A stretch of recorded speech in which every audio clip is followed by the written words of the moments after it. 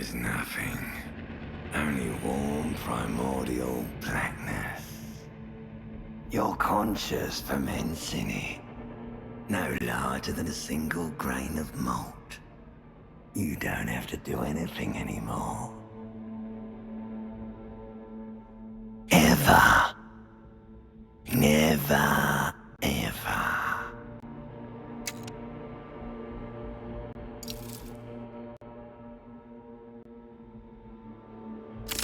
An inordinate amount of time passes. It is utterly void of struggle. No ex-wives are contained within it.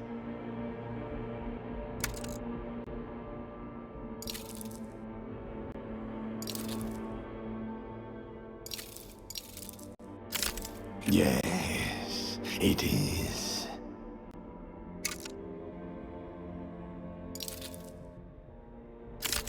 You got it, sweet brother. Nothing upon nothing upon nothing.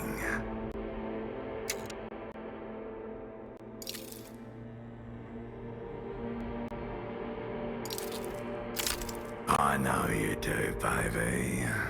I know. Coming right up, sir. Smooth passage.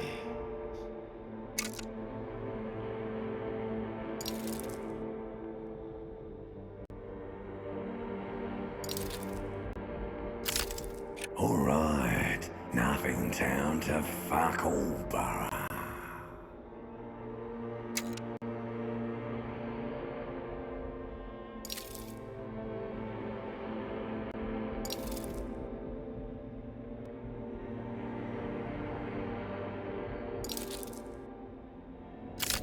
Great choice, Elder One. It has always been like this, and it always will.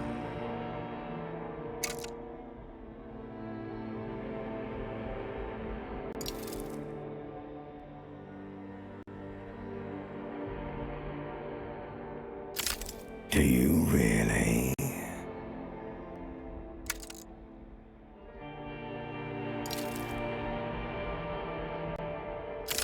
You wouldn't like it if I told you what was back there.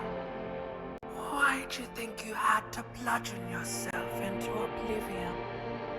Or did you not sense yourself marinating? Poured so much on yourself, got a bit carried away, did we, Chef? Fear and apprehension. You should ask what's out there first.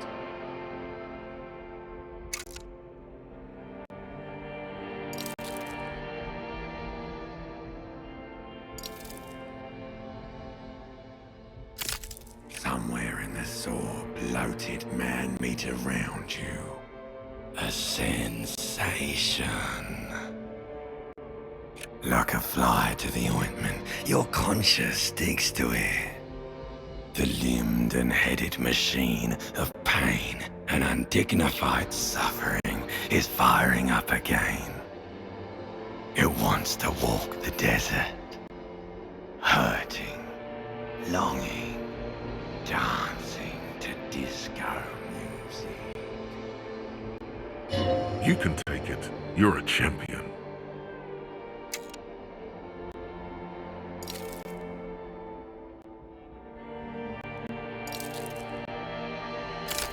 The stench of liquor rises from your mouth, and with it, an ungodly headache.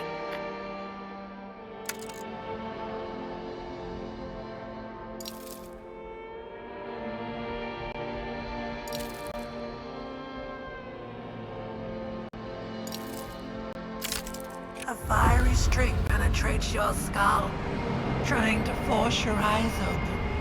It's a sound, a clarion call from hell.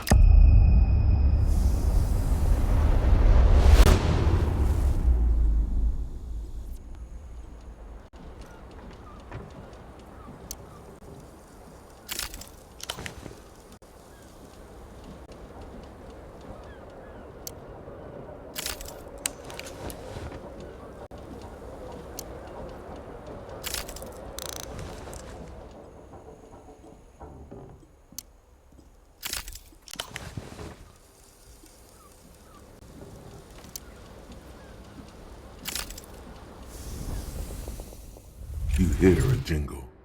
Keys are clinking in the pocket of your flare-cut pants.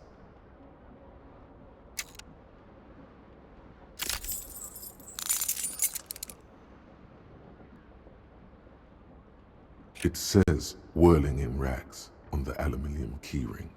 There is a single key on the ring. The number 1 is etched on it. It should open the door.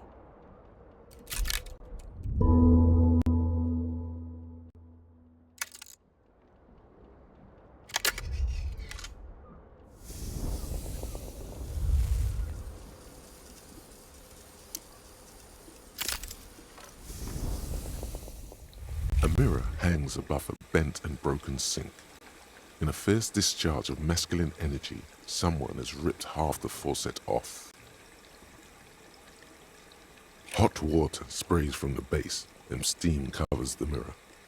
You cannot see yourself, just the outline of a man. Suddenly, you realize you have no memory of the face that awaits you there, underneath the soft vapor.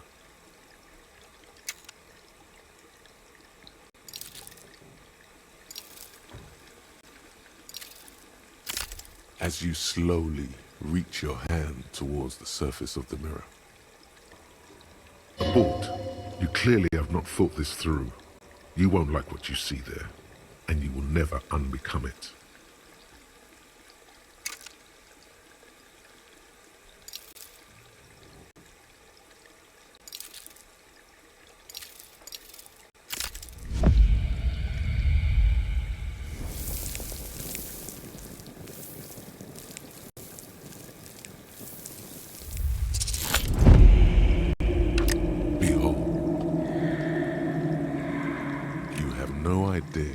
Who this thing is, do you?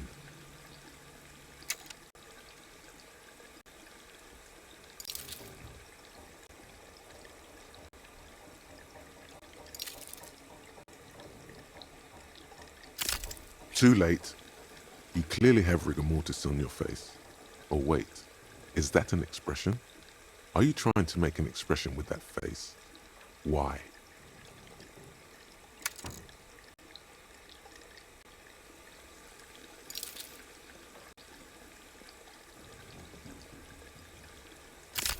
Please stop. It's horrible. You're scaring yourself.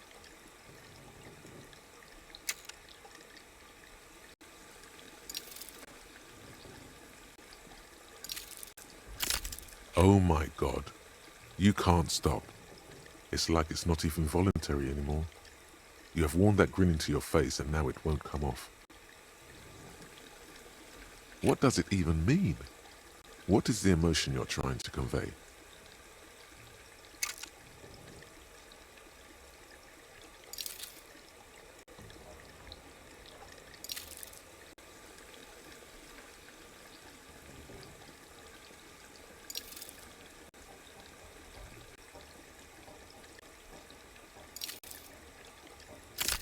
You are correct.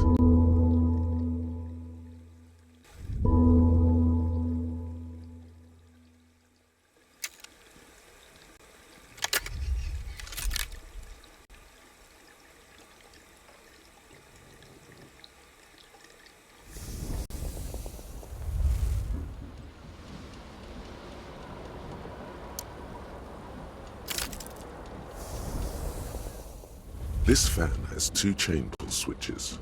One ends in a tiny fan, the other in a light bulb. A truly horrific necktie has somehow attached itself to one of the blades.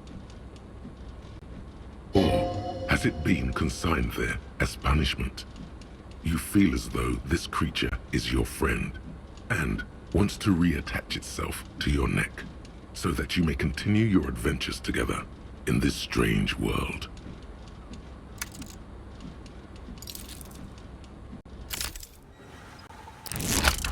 The blades come squeaking to a halt.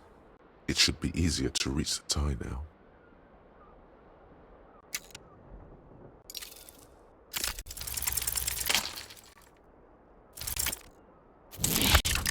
You swoop up and catch the tie. Snap! It's released from the blade. Warning, warning, the necktie is no longer contained. What you have in your hand is a fantastically colorful tie with 4 or 5 different patterns. The knot reminds you of a noose.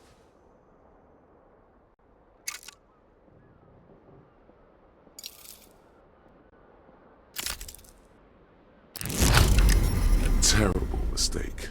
Turn the lights off immediately. You can practically feel the photons burning a hole in your brain.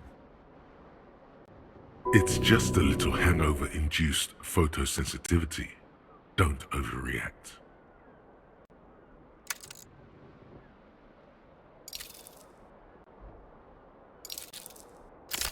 Little black spots dance on your retinas. It's almost pleasurable.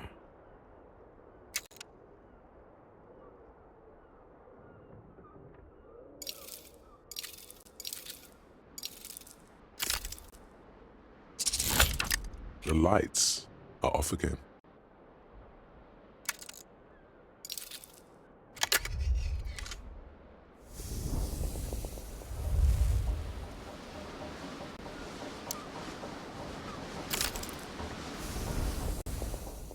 The window stands broken in its frame. Cold wind blows in.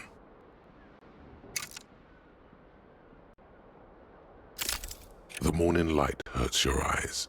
It's hazy, but you see the ocean and some war-torn buildings.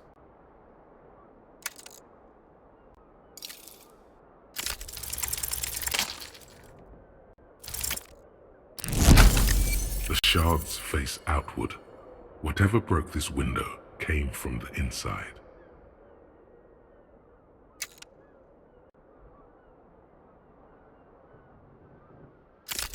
A fine web of scarring covers the back of your right hand, but none of it is recent. More likely a projectile than a held object. There are no fragments on the floor from pulling a tool back in after impact.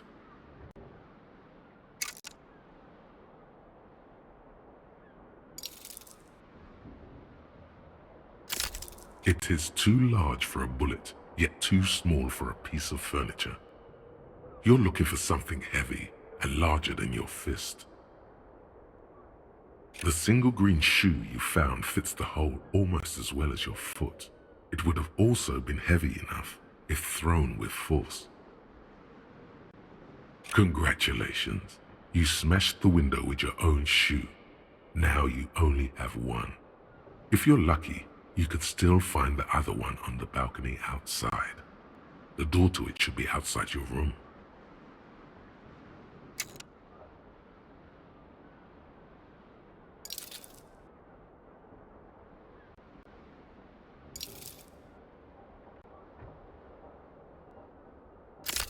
The window agrees.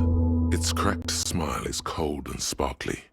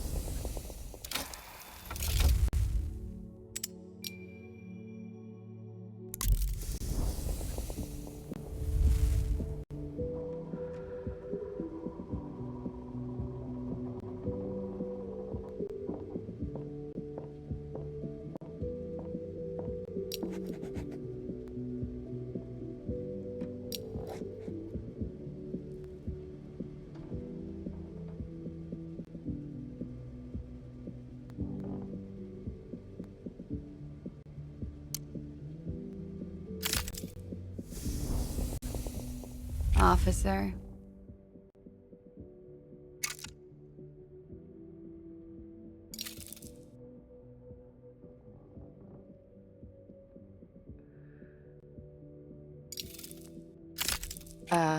No. There's only one solution to this. You're a businessman.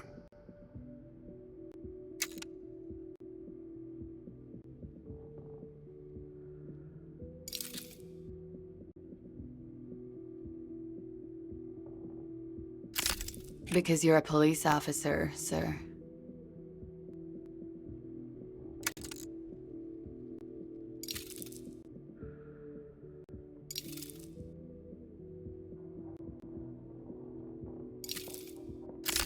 I'm not, unless you've been shitting us all this time.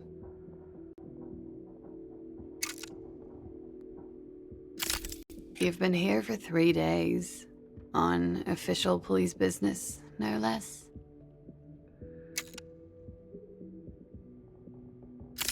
Couldn't say. In truth, so far, mostly drinking.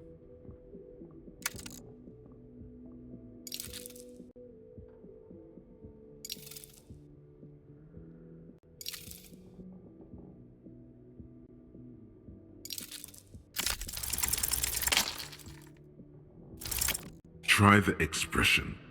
Come on, why are you still doing this?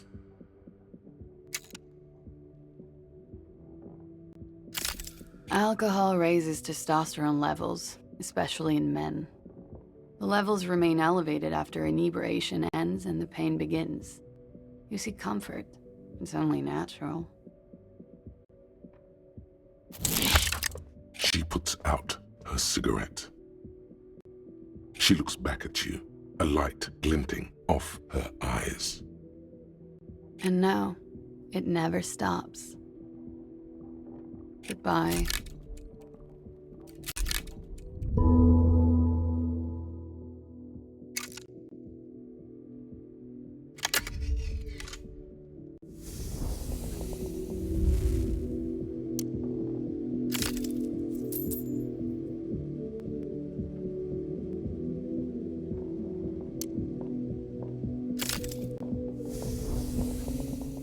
The door is closed.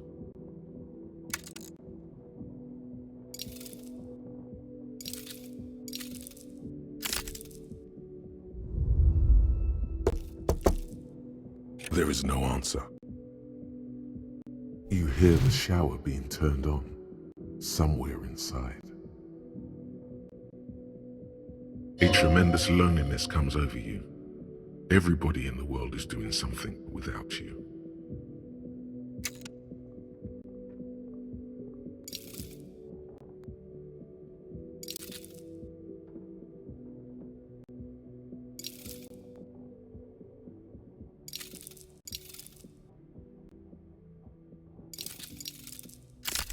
The door is closed.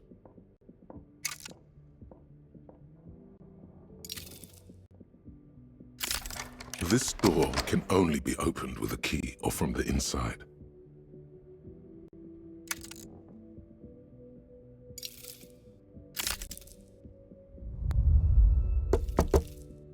Still no answer.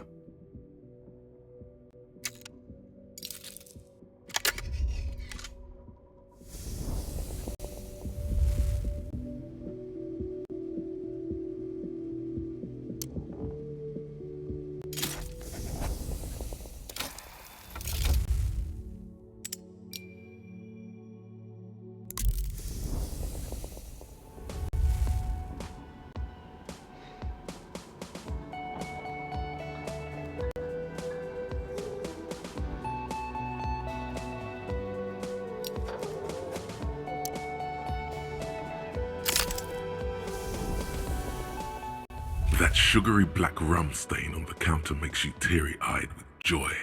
It's almost touching how syrupy and sticky it is. How long have you been up already?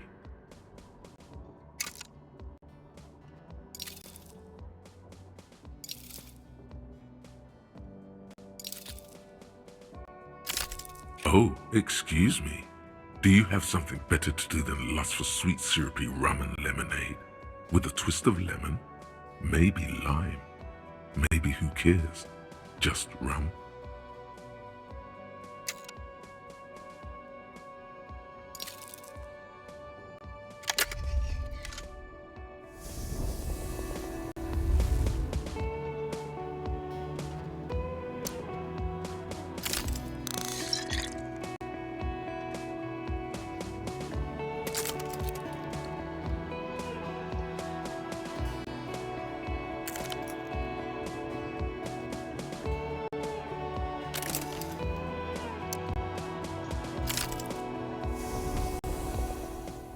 bespectacled man in an orange bomber jacket is tapping his foot on the floor. Looks like he's waiting for someone. You. As you approach, he narrows his eyes and extends his hand in greeting. If an assault were launched on this building right now, if the windows came crashing down and the whole world descended upon you, this man would hurl himself in death's way to save you. You are sure of this, but why?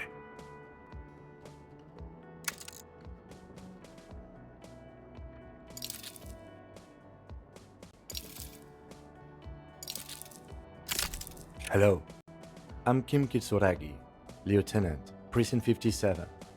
You must be from the 41st. You realize he's waiting for your name. This is your chance to come up with a really good name for yourself.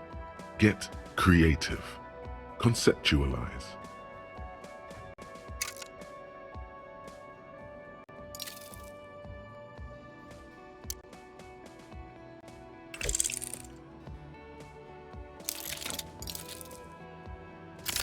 It looks like we had a little scheduling error on Sunday. Saturday too, actually.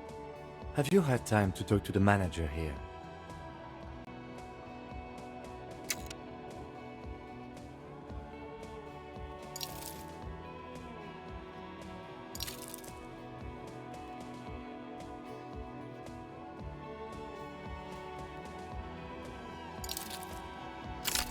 Then we should ask him for a rundown of the area. Get me up to speed. I understand the scene is out back, right? It also wouldn't hurt to assure him the police are finally here. In full force, I mean. Have you mapped out the initial interviews?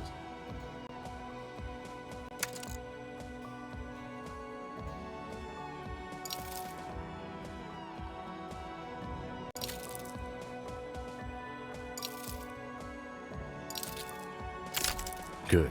But even if you haven't, we'll have time for that after we take a look at the coroner's case. Have you removed the dead body from the tree?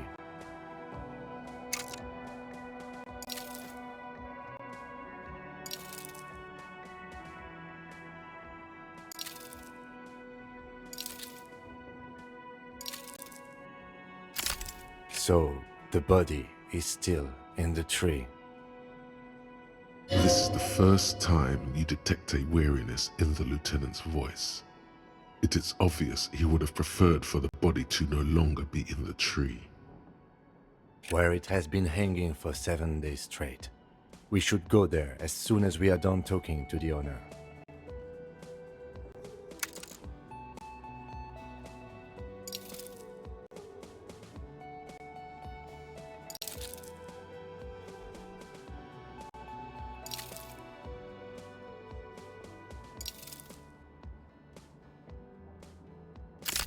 After you, officer.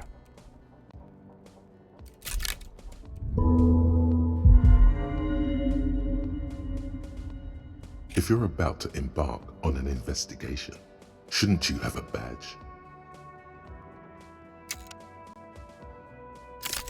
You mean you don't have a badge?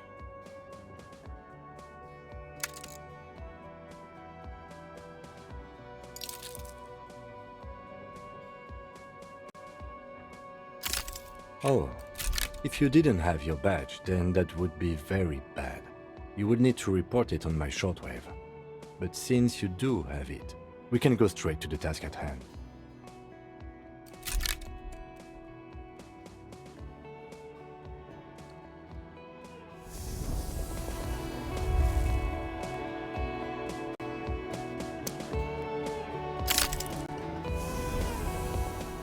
A man is sleeping at the table, wearing mud-caked boots and rolled-down overalls. The back of his shirt reads, Wild Pines, encircled by a logo with a tree. On the counter, rolled out of his open hand, you see a blister pack of headache medicine.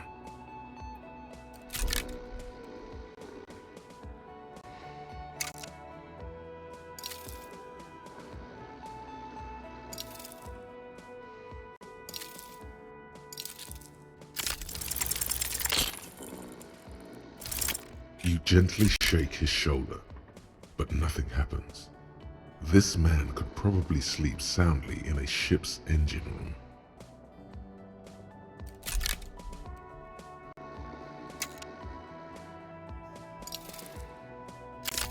The man does not mind. You probably need them more than he does.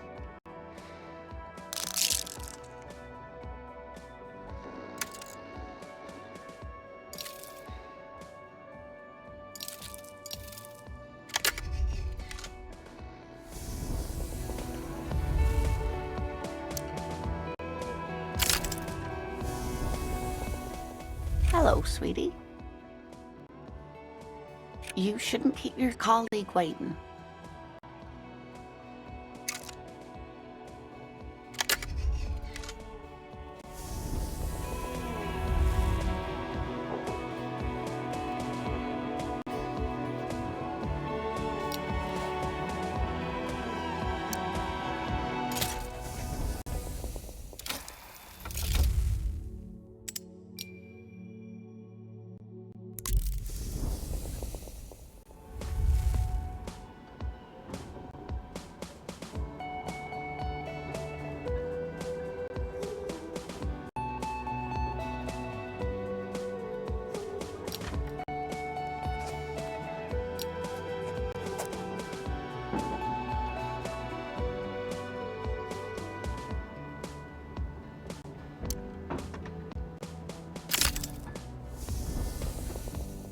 Yes?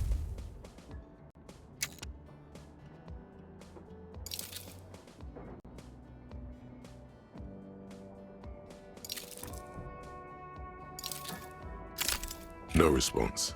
He just arches his brow.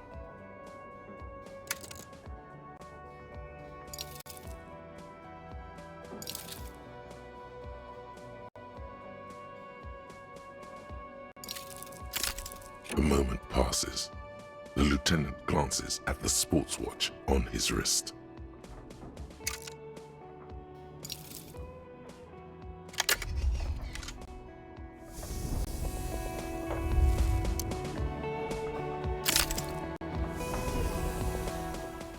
A man in his late 20s with a thin, unimpressive beard notices you approaching.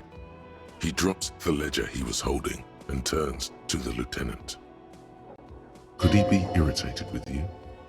He avoids eye contact altogether, like you're not even there. Mr. Gart, right? You run this place. Yes. I am Kim Kitsuragi from Precinct 57. This is an inter-district investigation, so joining me from Precinct 41.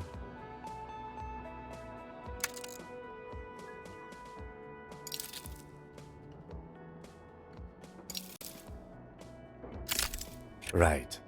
Now, I know it took us a while to arrive at the scene. It also took you a while to call us and report the dead body. It was you who placed the call, yes? No, I only just got here. It was probably Sylvie who called you. She usually works the bar here. I'm only temporarily taking over her duties. Do you have her number? As a matter of fact, I do.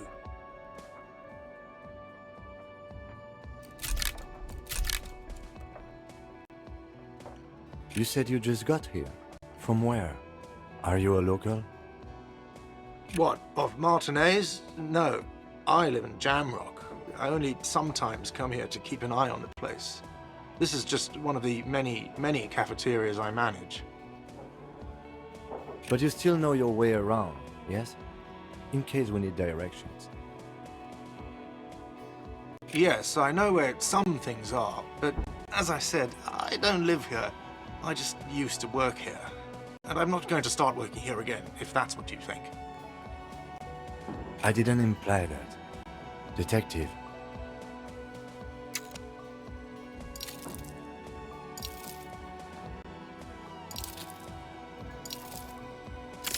I have everything. You?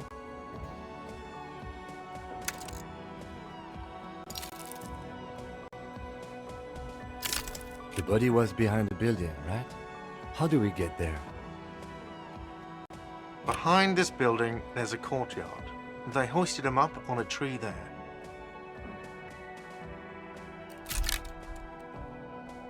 And how do we get there? See that door there? Go out and turn right. There's a big hole in the fence. No need for a key. Just go through that hole and you'll be in the courtyard. Are you supposed to feel guilty about the hole? His side tells you yes. Let's go. Not so fast. You owe me 130 real. No one is saying the multi-pattern necktie you found tied to the ceiling fan can talk. No one. It must be merely imagination. But Let's bail! Time to push the eject button! Sounds like a responsibility! You don't like those! no, don't listen to him. It's madness. Just talk.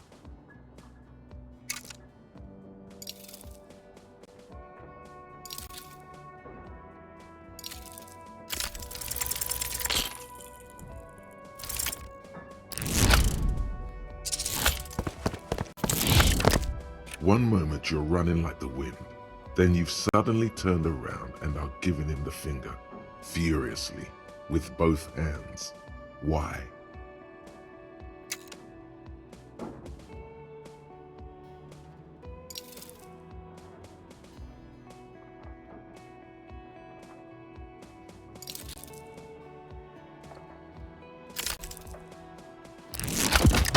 Watch out!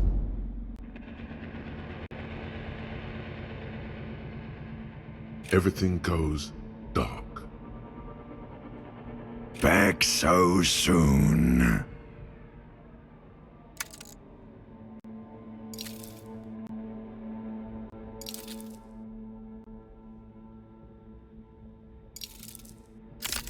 Admit it, you just missed the quarter light, the darkness on the edge of town. I was wrong to let you go. I should have kept you here. Is it bright where you are? Is it terrifying?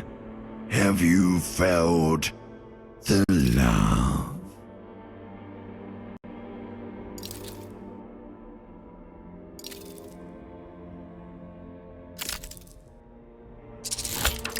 It doesn't look so, sweetie. Are you okay?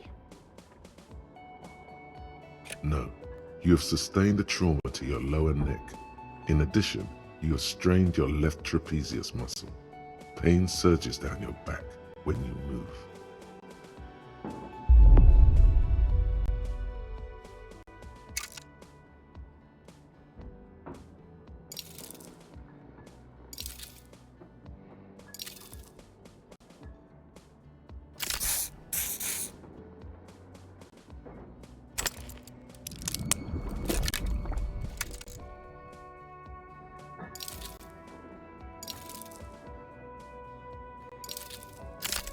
Ma'am, are you all right?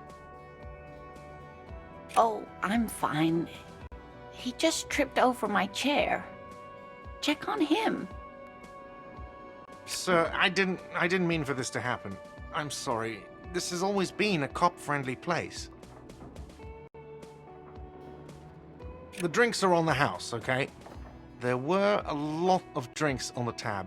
I still have to charge you for 3 nights and the broken window, though. That's 100 square.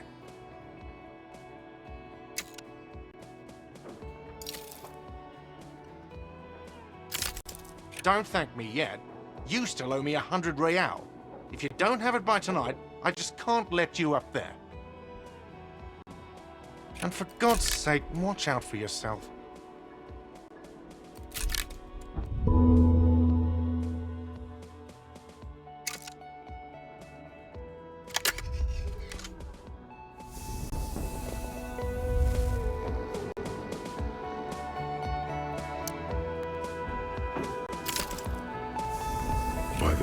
Where is home? The address is coming up blank, and this place sure isn't it.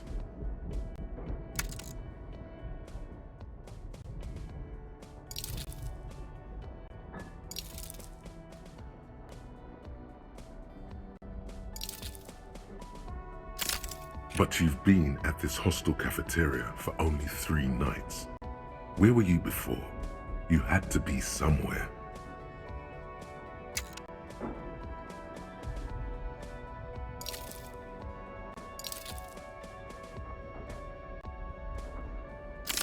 Why did you say that?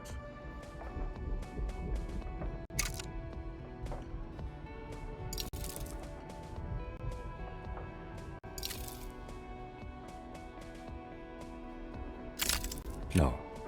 But isn't that an expression, not a place?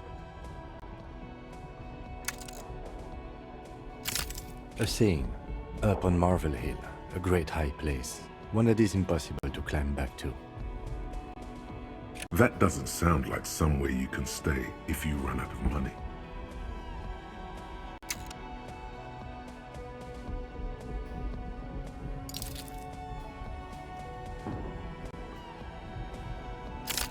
Entertain the thought when you get the time. Maybe being a hobo and a cop has its advantages.